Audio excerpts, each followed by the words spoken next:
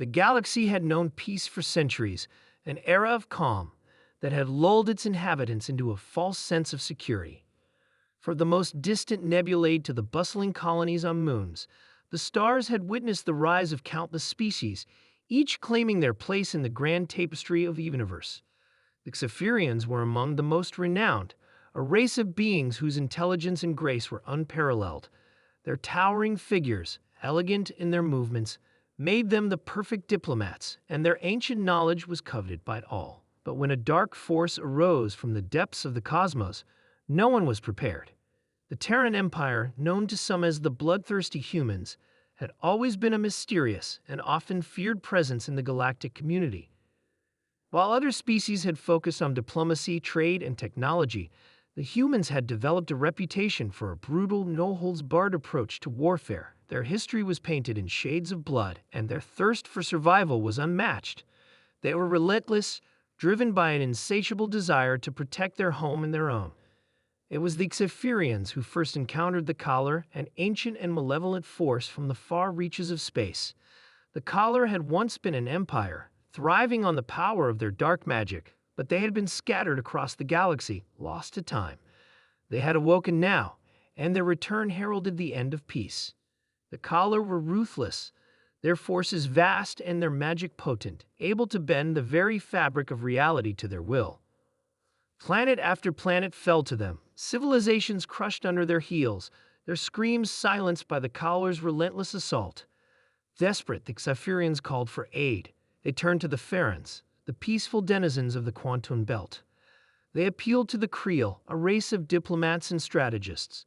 They sent messages to the Rillic Consortium, a network of thriving mercantile species who often traded knowledge and protection for wealth. But all of them refused. The Ferens believed they could avoid the conflict by hiding within their nebulous clouds. The Creel believed that negotiating with the Collar would prove more fruitful than open confrontation. The Rillic, meanwhile, were too busy securing their trade routes and avoiding the wrath of the Collar to intervene. It was then, when the galaxy seemed on the brink of annihilation, that the humans answered the call. The Terran Empire had not forgotten its duty to the galaxy, despite its reputation for barbarism. While others quibbled and hid, the humans were already preparing for war. Their ships, enormous and bristling with advanced weaponry, began to move toward the Xiferian colonies. Their fleets, unmatched in their ferocity, cut through the void like hungry wolves, their human crews determined to defend the innocent, no matter the cost. Upon their arrival, the Xiferians greeted the humans with a mixture of awe and apprehension. The Terrans, after all, were infamous for their brutal tactics and aggressive nature, but they had no other choice. The Collar were too strong, their forces overwhelming. The humans, however, had no interest in diplomacy or negotiation. They had come for one reason only, to fight. They had come to remind the universe that when the galaxy's worst threat appeared, it was the bloodthirsty humans who would rise to the occasion. The first battle took place on the gas giant Xiferan. The Collar, confident in their power, descended upon the planet with all the might they could muster.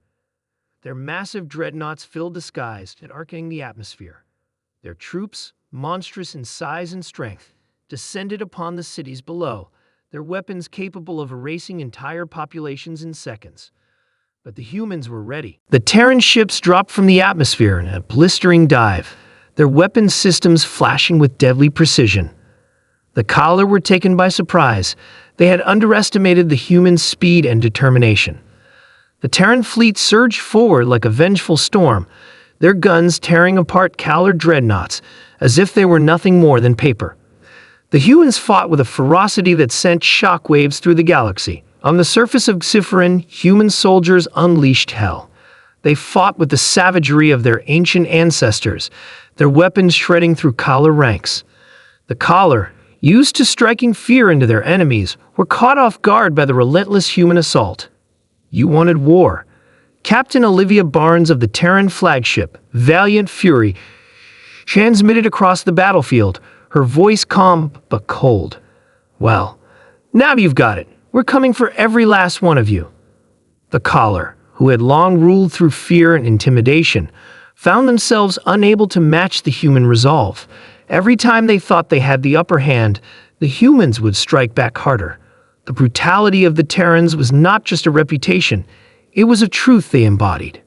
They fought not just for victory, but for vengeance, for the very survival of their species and those they swore to protect.